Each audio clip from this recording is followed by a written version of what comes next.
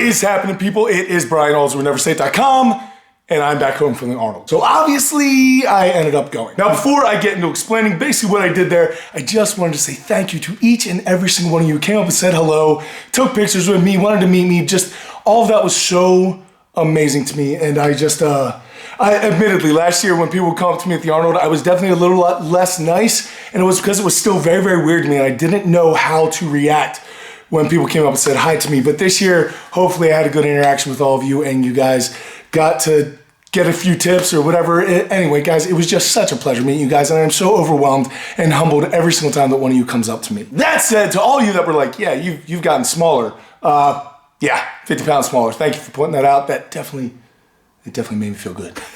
Speaking of which, I'm going to be doing an entire comeback series because being at the Arnold completely lit a fire under me, so I'm going to have to start getting back after it, and I was going to do that Wednesday. However, 4 days of pretty much nonstop moving has me coming down with a little bit of a cold, as you guys can hear in my throat, part of this from screaming as well. But that is very, very serious with the chest pick in, so it's going to be important for me to kind of take it easy for Monday and Tuesday, and then I'm gonna go on Wednesday tomorrow, hopefully, and start hitting the workout, and I don't plan on holding back much at all. Yeah. All right, so what was I doing at the Arnold? I had three main things there. A lot of people were telling me that I shouldn't go to the Arnold because if you do not know, I have this pick line in. You should know by now if you've seen any of the videos. But last year, I got invited by Andy Shadow, who's one of Brian Shaw's coaches, training partners, friends, probably his best friend in the world, as well as one of the best strategic minds in Strongman, and I don't say that lightly. I mean, everything behind Brian Shaw's game has Andy Shadow's voice involved, and Brian and him just go back and forth.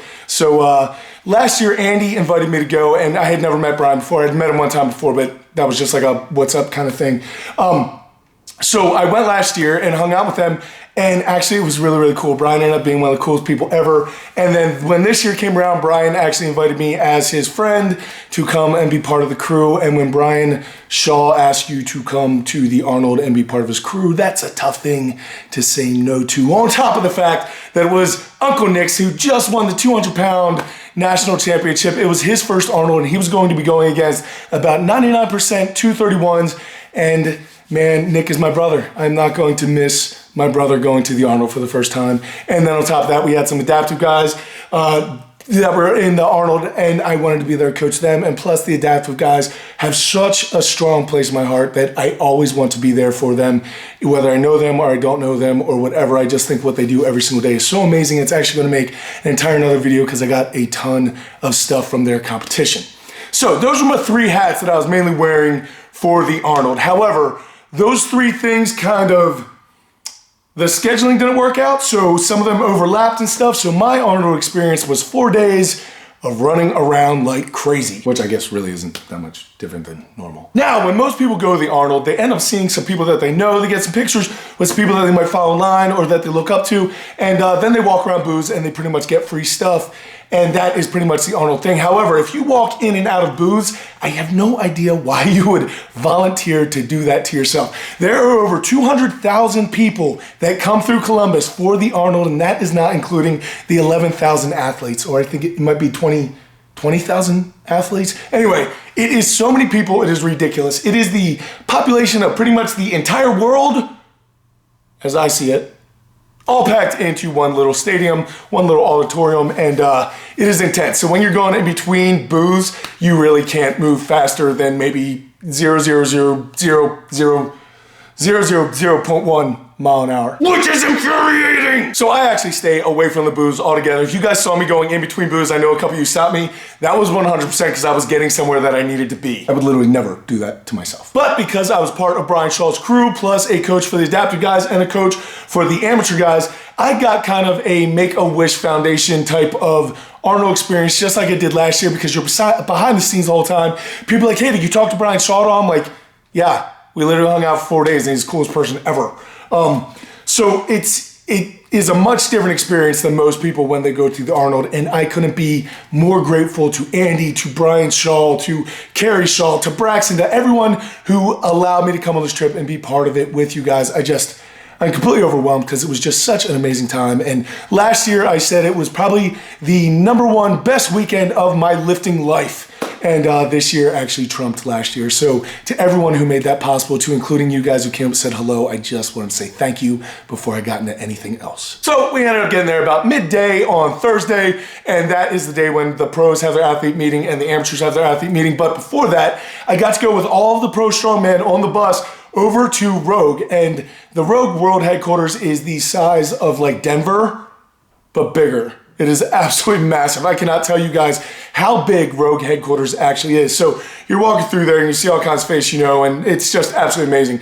If I could get a shopping spree there, I really feel like I should get some free stuff because I just spent so much money there on the gym expansion. So I'm thinking I should have walked away with a couple barbells. I think that would have been fair. But anyway, we're there, and it was a chance for all the pro athletes to touch the natural stone, to touch the axle, a bunch of things that they had never done before, but since I was there, I got to touch them too. Now, obviously, I couldn't do anything because I have a torn rotator cuff and a PICC line sticking out of my chest, but it was pretty cool to be there and get your hands on the same stuff that the pros are going to be using in the actual competition. And just a really, really neat thing. I remember last year I saw the Alsruhe oak and got put my hands on it. I swear to you, energy comes off the Alsruhe oak. It's pretty cool. But I got to touch everything they were going to get to play with, and it was just a really, really cool experience. And then from there, we went on to athletes meetings where behind the scenes stuff, I'm not going to go into it because there's a lot of stuff that can't be shared, that shouldn't be shared, or that I'm choosing not to share because it was a personal interaction with our group or Brian's crew or whatever the case may be, other athletes and their teams. And that's going to be saved for those people. That's a special thing between all of us. And from there, it was pretty much a whirlwind because the next morning, Uncle Nick started his amateur national championships. Now, Nick won the 200-pound class at the national championships, what qualified him for the Arnold. However, at big competitions like nationals, the 200-pound class and the 231-pound class are combined.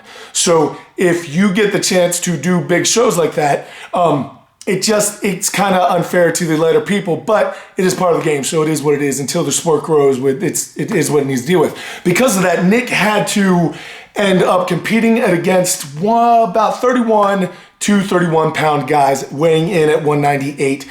So there were actually 3 200-pound guys that were at the Arnold competing in the 231 class, one of which was Nick and 2 other guys, and then the rest were 231-pound guys, and most of them cut from probably like 250, 260 down 231. So the cards were definitely stacked against Nick, and I'm not going to go too much into what he did because it was absolutely amazing. The guy blows me away. I'm so proud of you, Nick. I am so honored to have you part of my team. To call you my brother, to call you my friend. You just did an amazing job, man.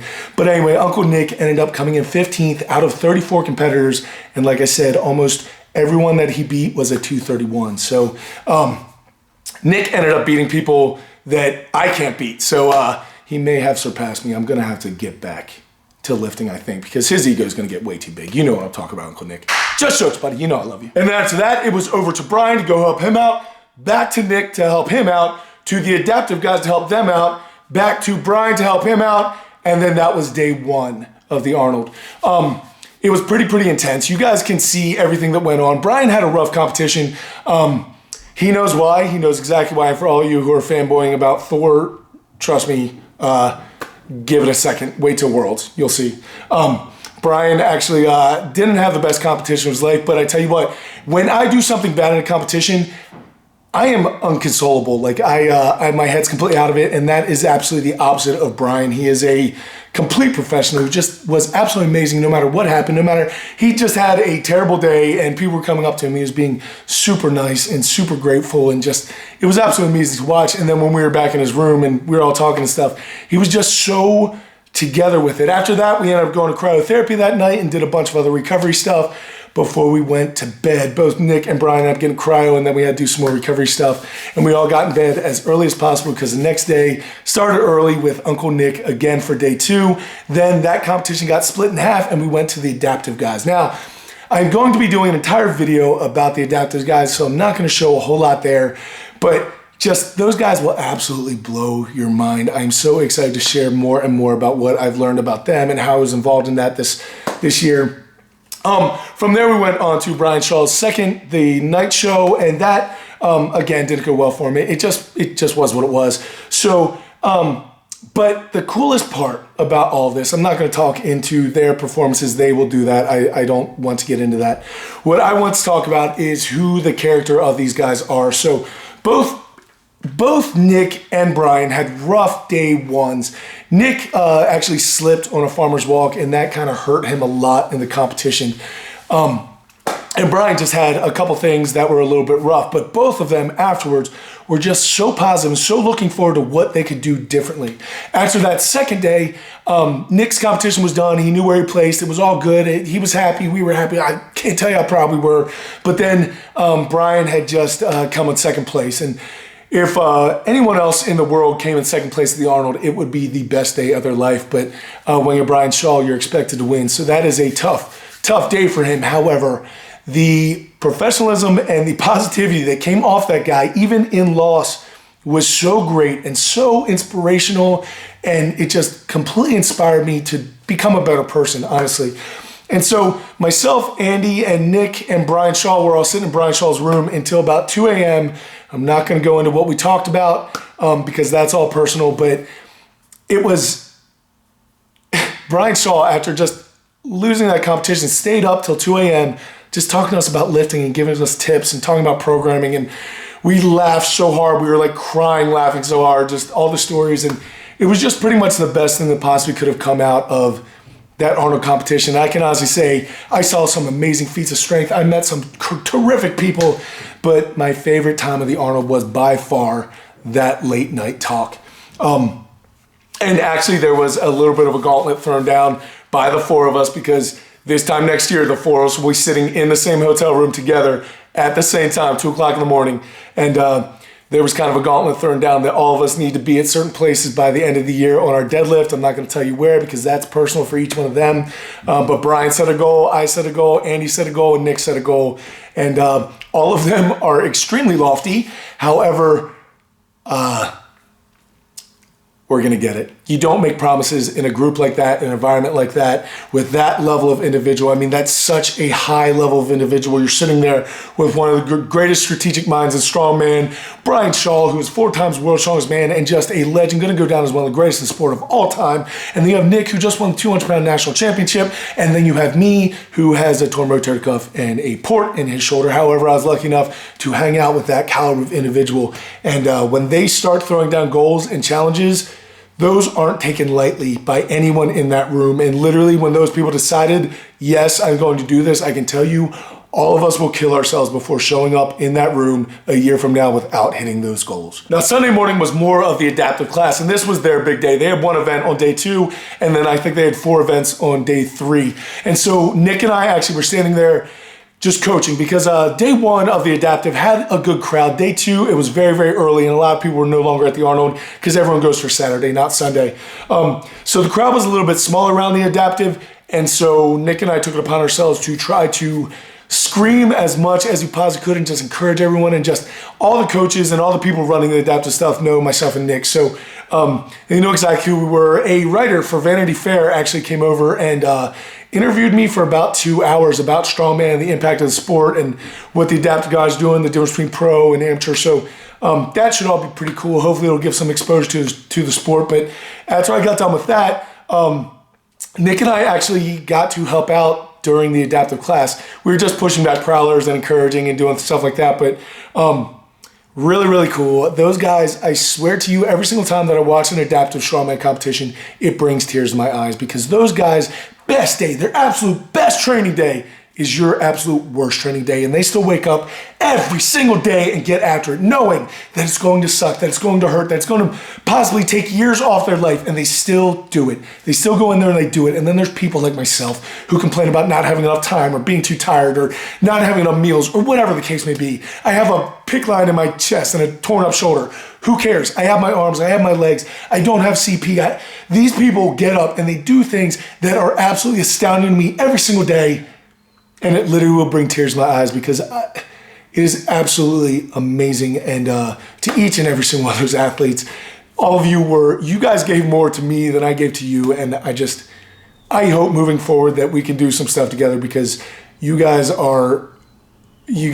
restore faith in humanity. It's just so amazing to see. But I loved helping you guys out. If you guys were there and you're watching this, I loved being with you. And then after that, Brian had to do some booth time at Ice Tory and New Age Mouthpieces, and then over at Slingshot booth. So we just went there and hung out with them and all the people. And then a bunch of people came up and met me there. Really, really cool. And then we went over to the slingshot booth where all those guys know me. So we just hung out there and pretty much stayed there for a couple hours, just laughing and having fun and catching up with those guys. And guys, I planned a bunch of collaborations coming up. I'm going out to see Alan. I'm going out to see Omar. I've got some stuff going up in Colorado with the adaptive strongmen that I'm hopefully going to be able to run. I have going out to go see Brian and going to be training with him a good bit and doing a lot of video stuff with him coming up. And then, of course, we have other videos coming to you guys from the Arnold. I'm going to do one all about the adaptive class. That's going to blow you guys away. You guys are going to want to go to Uncle Nick's page and subscribe to him because he's going to be talking about that. Definitely go to Shaw's Strength, subscribe to him because he's Brian Shaw and you should be subscribed to him anyway. And then also, guys, I'm going to do a video, hopefully, where Andy, myself, and Nick all sit down and just tell funny stories from the Arnold. You guys know my Strongman Story series. There were so many funny stories from this Arnold that I really can't remember a weekend when I laughed so much. It was just such a good time with such good people, and I really feel like I walked away a different person. I walked away a better person. Hopefully everyone that I encountered walked away a better person, guys. I'm overwhelmed. I'm humbled. I had such an amazing time, and I hope you guys, if you were at the Arnold, you guys had such an amazing time. Again, guys, I'm sorry for the Instagram booth joke. A bunch of people didn't get that, and some people actually got mad about that. But guys, the entire thing was shut down. I was just sitting in a booth making fun of myself. And so anyway, guys, I really, really had such a good time with the Arnold. I cannot thank Brian Shaw enough, Carrie Shaw enough, Braxton. I cannot thank Andy Shadow. I cannot thank Nick. I cannot thank John. I cannot thank anyone who made this weekend just so amazing. I thank my wife for letting me go and watching Kona. And our family who came over and watched Kona while she was at work. Just all of you made my weekend amazing. I promise. I know it was a big risk. I know it may not have been worth the reward, but if you guys had the weekend that I did and you guys felt the way that I do, you guys would say it was 100% worth it because I say it is too. I may have gotten a little bit sick there towards the end. I'm a little bit sick now. I'm going to get through that. Nothing's going to happen. It's not going to be bad. We're not going to let that story play out that way. I'm going to come back strong. I'm starting lifting tomorrow. And guys, watch the comeback. The comeback is going to be strong. And I am so excited about it. I can't tell you how motivated you get after hanging around with that caliber of individual and just seeing what is possible and pushing the human limits of what strength is and what endurance is and what mental toughness is. And I really want to get back after that. I've been sandbagging for way too long. I haven't lifted in virtually 9 months. It's time. It's time. Watch, because you're going to be surprised, and it's going to be a good year. But until I see you guys, I just want to give you guys a little bit of video about what's going on with the Arnold and what I did. But until I catch up with you guys, go out, do something amazing, realize, keep working hard, people. Be nice to each other, and I'll see you then.